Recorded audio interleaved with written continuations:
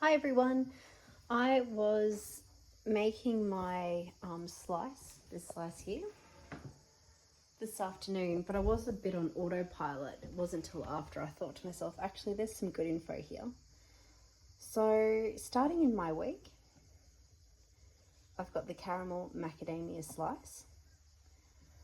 Super straightforward, absolutely everything I can either make, like the golden syrup and the brown sugar. Everything else I had in the pantry. The wattle seed, here it says seed tips, and in the tips it actually tells you I just use vanilla extract, which is exactly what I did. Pardon me. So I got to this part where I'd put in my ingredients for the base, mixed it all together, and then pressed it into my slice tin and baked for 10 minutes. Now a little bit further along, it does ask you for sweetened condensed milk.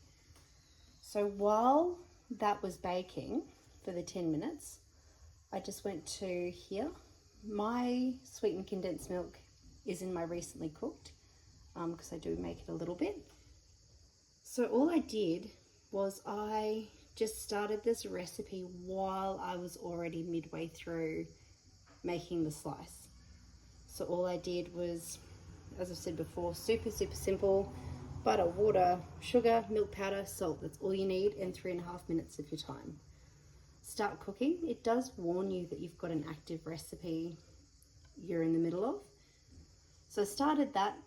I didn't do any sterilized jars because I was using the condensed milk straight away. The other thing I didn't do was wash the bowl, because there was no fear of cross-contamination. The entire recipe of sweetened condensed milk was going into the recipe beforehand, the slice. So I didn't need to worry about leftover macadamias or anything in there that was going to cross-contaminate.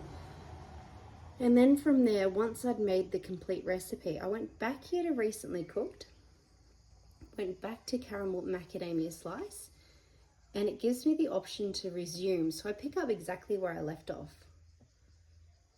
which is right there. So once that was all made, sprinkled everything on top, drizzled the condensed milk, which is now turned to caramel, and this is just cooling down.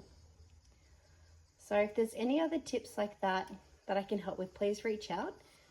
The bonus of being a long-term user of the Thermomix and a heavy user of the Thermomix is you learn where you need to rinse your bowl and where you can just continue on, which is also going to save you a lot of time.